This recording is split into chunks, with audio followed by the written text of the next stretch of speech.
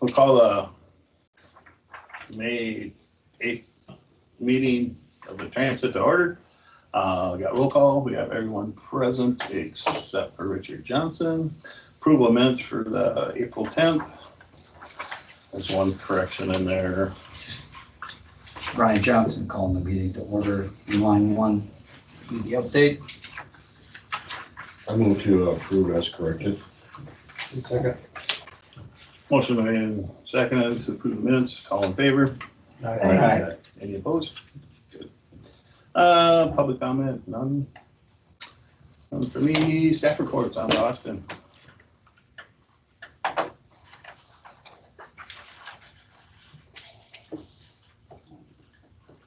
Okay.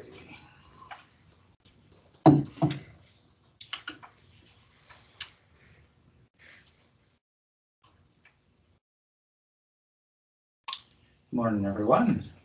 May 8th. Agenda today, routes, ridership, financials, publicity on the route, staffing, solar grant, and questions. So we have a new member here, so I just wanted to go through. I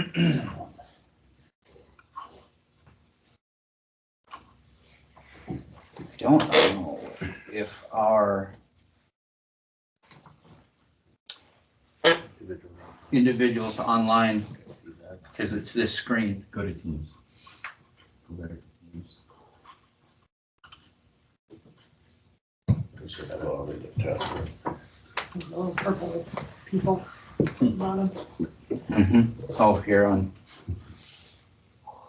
Go to here.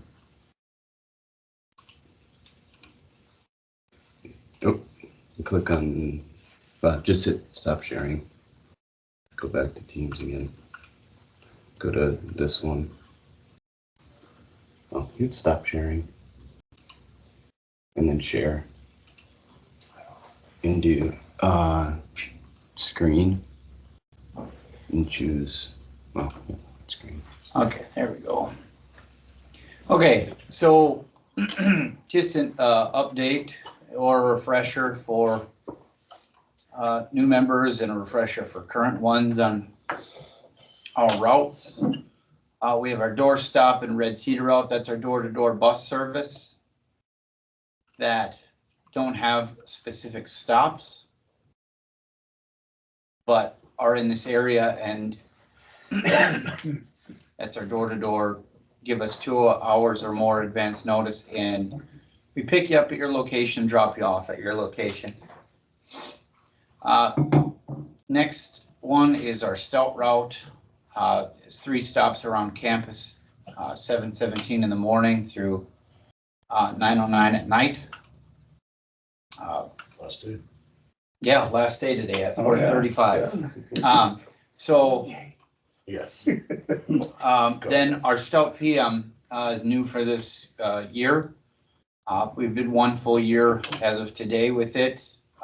Instead of it just being that figure 8 loop around campus starting at 5 p.m., it changes to add Walmart instead of 4 loops an hour. Right here, it does 3 loops an hour and then 1 loop up to North Town from 5 p.m. to 9 p.m. And then our community route, which does 15 stops, the same loop every hour, 8 to 5. And this is the route that's $1 a ride, or 20 ride punch cards for $15 or $10. Do all those circles, do they have places? Yep.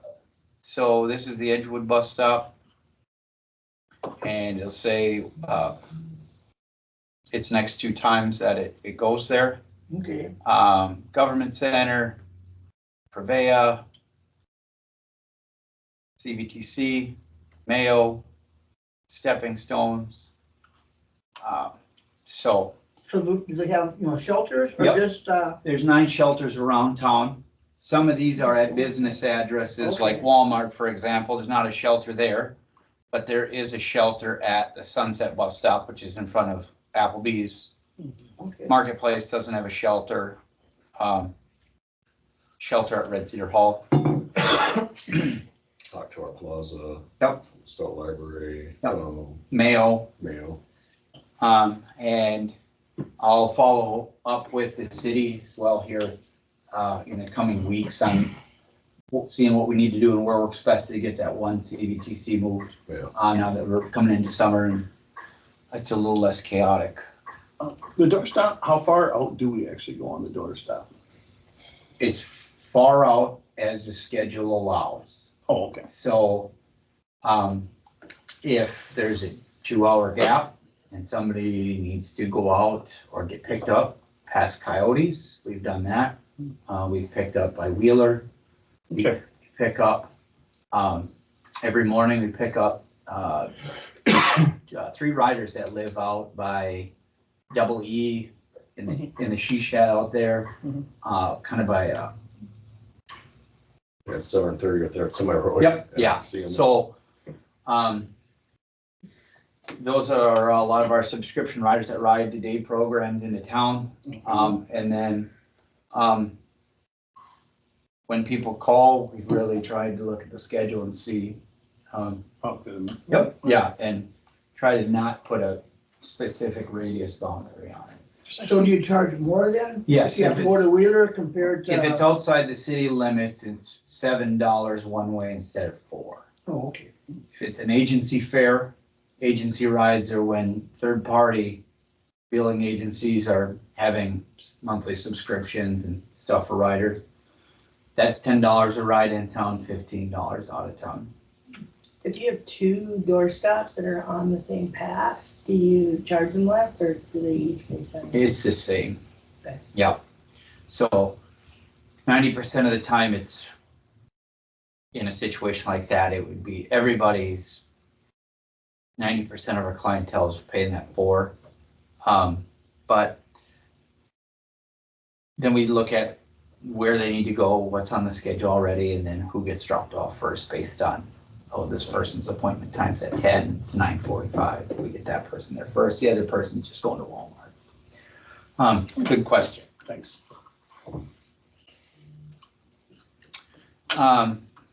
We go through the monthly ridership, looking back the past 3 months, and then looking back at how it's compared to the past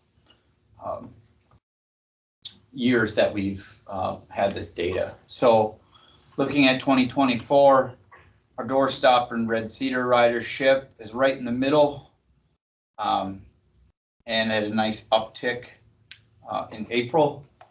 A lot of what we've seen in the past 2 years is since we've made the community route more efficient, less people have to ride the doorstop bus. Instead of paying $4 a ride, they're paying $1. And they're riding the community bus to the grocery store instead of the doorstop bus, which is been a good thing to see. And they're getting there as fast, if not faster. Looking at ridership from March to April was up 10%. But looking at the service days,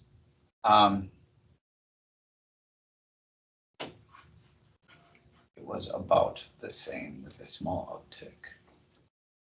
Route ridership. Stout route increased from 10,311 in March to 14,209 in April, up 40%. But looking at the amount of service days, it was still up, but only up 6%. It was good to see because February and March were pretty warm, which it's good that kids are out walking, but it has an impact on our ridership as well. So looking back, how 2024 did, it tied for 3rd place of our best years ever. So that was good to see in the month of April with the slow February and March that we had. Community route ridership increased from 1272 in March to 1447 in April, up 14%. But then looking at the amount of service days, it was down 8%. Looking how it stacks up versus previous years is right in 3rd, right behind the 2nd best year ever. And, looking at 2021, 22 into mid 23, those were, free fare. So it's still showing very good numbers for having to go back to $1 a ride. 2024 financials, we did a lot of preventative maintenance and just fixed stuff that was on the list to get fixed. For example, front heater fan that we could have pushed out, but the schedule was open to get it in. So we did, and plugging a lot of that stuff in April. We had a brake line go out on a bus. We had a bunch of other stuff, and we still were within 1% of our budget. And that was through some of the 4 heaviest months of payroll that we have. And everything from May through August, we banked those savings towards the fall, with going from about 55 hours a day in drivers on the schedule down to 35. So that'll cut down about 20%. On the revenue side, we get paid at transit a few different ways through a federal 5311 grant. This is through 4 months, so this equates to close to 600,000 for the total year. But this is 5311 federal funding. This is 8521 human service grants. It equates to around just over 120,000 for the year. Menominee subsidy, that's around 29,000 a year, split into 4 quarters payments on that. UW Stout subsidy, that's around 69,000 that gets paid out twice a year. And then the rest is paid by passenger fares, the dollar rides on community, the $4, $7 rides on doorstop fare, and then the agency fares. Biggest thing is hitting our target numbers on this, and through 4 months, there's a difference of $2,700. That's just our 2 agency fares that we have bills out for that gets paid in May. So we're right on track for how we're doing on ridership, and that's one thing we've never hit 100%. We got at about 92% for 2023, which is a lot better than previous years, but we're looking good to be on track for the 2024 year. Publicity. I focused on building our Google profile out a little bit. They had a deal going on where you spend 500 and get 500 in credit. So I just put it on. It's a small budget for that. I started at the beginning of April, and it spent $37 for that month, but it just shows how and where people searched and what they searched for, on how it looked versus last year. It was up a little bit in a few different categories.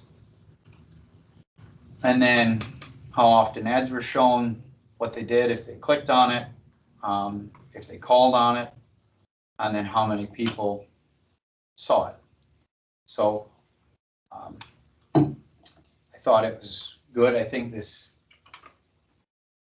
people are on Google looking for transit a little bit more than on Facebook looking for Dunn County Transit. So I think it's worth trying, and I think it's had good impressions so far. And it's been 1 month with it, so we'll have more data on it after next month. This is a new report that John, our operations supervisor, has created. He takes a big data dump from Excel and puts it in a way that we can easily see what we have for numbers. This is how we're generating our monthly numbers, but I asked him to go a step further and calculate, who's getting on where. And this was a big thing on the Stout PM route, how many people are getting on at Walmart Marketplace. So that'll be another piece in this report that he created, but this used to take me a week every quarter to generate these numbers. So it's instantaneous after this is done and working correctly. So it's pretty cool to see, in the month of April, who got on where. And So stepping stone shelter. Okay, Mm-hmm. does that mean when there's a zero, does that mean that the bus drives by, nobody's there to get on? Correct. Correct. So, and that's for just the month of April? Yes, and that doesn't show if they got off there. Okay, So I know I've dropped riders off there. They might go there, they might walk. yeah, well, that's kind of my route I Mhm. run and just don't see people there. Yeah. I guess my question was gonna be is there a shelter needed elsewhere in town that's busier that we could move that to, but still have the stop there, still offer that stop, Yeah, I think the public library, that gets used. And that's just that little wooden bench. It would be nice if that was a jut out on Broadway, so we're not impeding traffic, but it's been a bus stop way longer than I've been here, and it does get used, but that's just a bench. by the public library. Yep, on Broadway going north, Yeah, right after there's that little bench there, Yep. just past the lights. Yep, that's the stop. That's the stop. Mhm. Okay, so to get off or to turn by the library and put the shelter, if we could build a shelter in a different location, but near that bench, would that work, not work? Be too much of a pain? I don't know if the bus could sneak through the parking lot and come back around or whatever, but, because I know going back up the back hill there would be kind of a nuisance for the bus to travel around the edge of the lake. The road. We're gonna Right. turn around the boat landing? Yeah, Right now, it chases its tail to get up to Walmart on time. gotcha. There's 2 minutes that we can spare that might move from Edgewood. There's no reason a bus needs to wait there for 2 minutes. Needs to wait at Walmart for 2 minutes more than wait at Edgewood. Right, So we just move everything up to Mayo up 2 minutes. And that would create a little bit more of a buffer to do something like that. Or that bus already goes up Tainter. so it stops, so when the bus stops at that bench, I assume they probably don't stop if nobody's Correct. hanging out there. That's a flag stop. But otherwise, because that just seems like it'd be way more used at that stop than the one over here by Yep. the fairgrounds and stuff, And that's how. I mean, it kind of surprises me the fairgrounds one isn't used more with Main Street there and Mhm. some of the other, community living, especially there's a kind of apartments across the street past Denny's appliance there and stuff, but maybe people don't want to cross the road. I don't know. Yes, Because there's not, correct. I mean, there's a crosswalk there, but it's not the lighted up crosswalk. Yep. It, Ideal scenario would be to stay on Broadway, but it would, cut out potentially for it, yeah, but kind of like we have at HKMC. But if you took Wolski Bay over, you'd have to drive up to Elm and then make a left to get back on there, which wouldn't be horrible. But it's pretty fast paced on Broadway the way it is when the bus has to stop after the lights. yeah, the bazillion times I've driven up there, I've never had to stop for the bus, but I could see where it's like, People don't like it. no, I'm sure. I thought about putting, this bus makes frequent stops on the back. Yeah. So, a great question. That's how when I initially did the data to cut off a few stops to make it down to 1 hour a couple years ago, that's what I looked at is, we had 13 people in a year that got on at the Judicial Center, and that was when the bus was going there 6 times a day. So 13 times in a year. So, that got cut. And then another one that would get cut would be, it's not even on here, but the CVTC. If that just moved over, I think a lot more people would use it. If it was moved over to that service road, Yeah, or we moved it over to the government center. I just know that there's that shelter there, and I thought, well, if there's a better spot Yeah. or a spot needed for a shelter, it might be wise to, instead of buying one, just move that one and put a bench at the. Yeah. I'm not saying cut that stop out, I'm just saying move the shelter if nobody's really using it. Now that, I mean, it almost would be nice if we had a shelter at Walmart too. I don't know what that would take, but even just having those signs up at Walmart's been a step forward. Yeah. So, the Sunset bus stop would be another candidate to move. But yeah, having this data now and having it at our fingertips is going to be huge, I think, for making decisions like that and just making stuff more efficient. Staffing, last time we talked, we were holding interviews the next week for a dispatcher. We had 9 candidates. We interviewed 5 of them, and we're onboarding our new hire here on Monday. Comes to us with a great background in customer service, scheduling, and office support. Is very familiar with the area, so we're very excited to have them.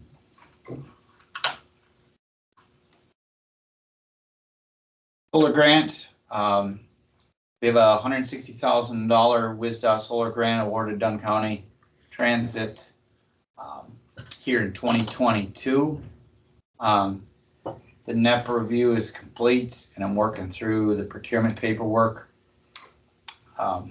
this month.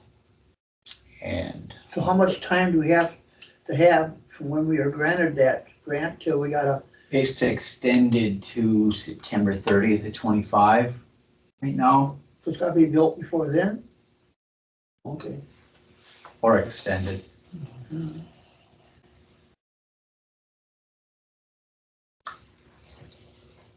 And any questions? Maybe you could tell Supervisor Shackleton that Dunn County Transit takes no, like levy money. There's no property tax money that goes to fund it. So it's all through the grants and the ridership. And yeah, that question came up in my, And the 2 subsidies with the Yep. city and stuff, yeah. yep, so, So the city and Stout does, they do. yeah, so the city pays us 4 quarterly payments, totaling 29,700 a year, 29,700. Then Stout gives us a subsidy towards their student segregated per credit fees of 69,000 for the year as well. Then the rest is ridership. And then our human services grant, that's that 8521 that you might see, or called mass transit. That's our specialized transportation grant. So when I talk about, or I didn't even talk about it in this meeting, but we have a volunteer driver program that is countywide, that clients that aren't in the city, aren't close enough to the bus, they call human services at the government center, emails us and says, this person is set up with us, they need a ride to Minneapolis VA, they need a ride to Eau Claire Mayo for this date. And then we have a pool of volunteer drivers that we call, and then we match them if it works. Pre-COVID, the volunteer driver pool was 10, 12 people. Since then, it's down to 2 to 3. So sometimes it's hard to find drivers for a lot of these, but it's one of the parts that we can offer through this human services grant is countywide volunteer driver program. And then if it's close enough, that we can make it work in our schedule, or they're coming into the Menominee Mayo, try to do it on our door-to-door bus service. And that's what that 8521 state human services grant pays for. So, Do they have to, like the volunteer drivers, do they have to use their own vehicle? yes. Or do they use a No. county vehicle? So this is another thing that's kind of deterred volunteer drivers, is it's their vehicle. they get paid the IRS mileage rate, but then they get, at the end of the year, they get, unless they fill out some pretty hefty paperwork, I've been told they get taxed on that mileage. Mhm. So then they're costing the money, and that's what's deterred a lot of the pool of drivers that we've got. One driver filled it out, but we lost one lately because of it. But yeah, that's kind of a synopsis on Human Services 8521 grant, and then the federal 5311 is just towards our 50% of our operating. So it's our budget minus our ridership revenue divided by 2, and that's what the federal operating gives us for the budget. So just one question I don't understand. If you get a subsidy from Stout, do those Stout students still gotta pay like at a lower rate, or is it free for them to get on the bus and go on that route? They're free on the community and the Stout. Stout road. Yep. Okay, We do have some students that ride the door-to-door bus service, and that is the same. okay.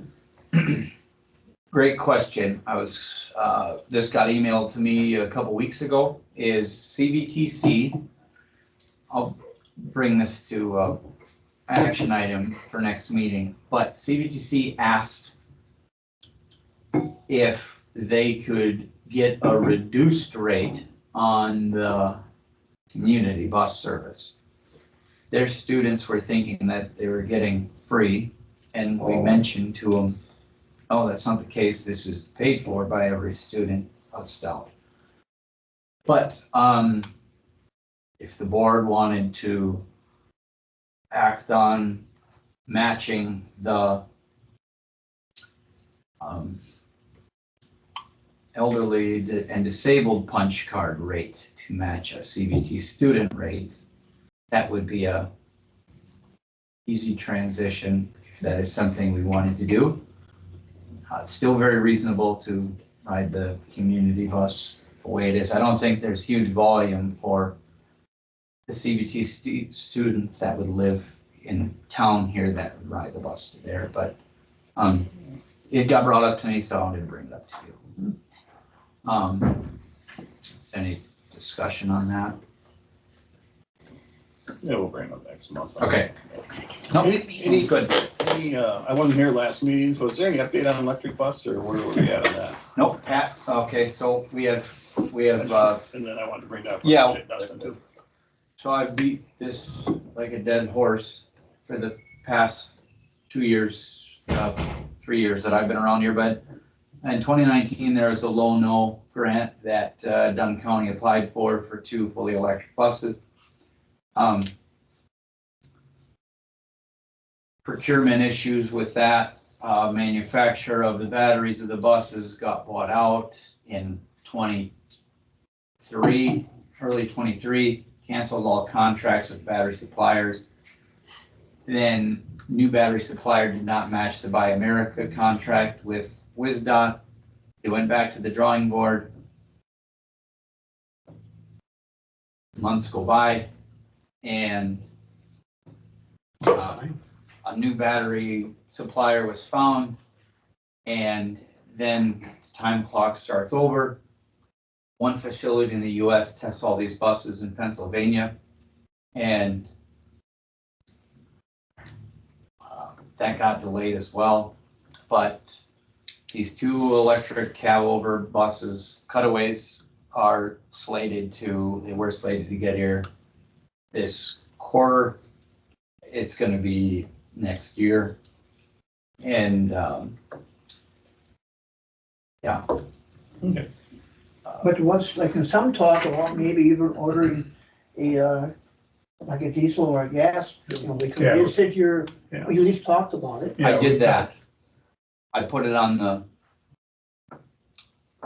capital want list through WisDOT for next year.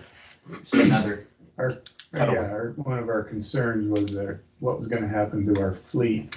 You know, it was just getting older and used, and all of a sudden, we're waiting for these 2 electric buses, and we can't afford to get caught stuck having to buy 4 all at once, so we started talking about, you know, at least looking for a good used one or two to, you know, just try to keep up a little bit, you know, as we wait for that. So are these ones that we have diesel or gas or something? So there's 3 diesels, 3 30, 28 foot, pretty much stout buses. Every bus can go on every route as long as they can maintain capacity. So they're all pretty versatile that way, but those ones don't get around town as easy. And then 5 23 footers and 1 like 22 footer gas V10 buses that are pretty nimble. Those are going all of our routes, pretty much other than our stout daytime route. Our stout buses almost aren't big enough the way they are now. A couple are aging. We can get used transit buses that can do a lot more with just 1 bus. So that's on the want list. One that's actually a transit bus, not a shuttle bus that we're using for downtown transit stuff. So, Yeah. well, Go ahead. don't bring it up next time, but I didn't want to take up a bunch of time, but I was just curious on as far as like these battery ones, are they expecting them? Like, what's the protocol for trying to make a full day on? It should make it. It's hard to tell with not knowing what the AC is gonna use, what the heat's gonna, or the heat shouldn't do it. That's a little diesel heater on those. But the AC would be kind of the outlier, seeing what that'd take for juice. Mhm. But you know, a normal day gets around 105 miles at the max, and these are 135 kilowatt, which should equate close to mileage for the day. Okay. And when we first procured these buses, they had 105 kilowatt batteries. So that's, I guess, the one positive that this has taken so long. We're paying the same, but the batteries have Improve. about 30%. But And you're designating them for certain routes to start out. correct. They are non-CDL buses. I mean, you don't have to make them non-CDL buses. They're not made yet, but that was the goal. So because 3 out of the 5 routes they would handle just fine, and would create our driver pool to be a little more open.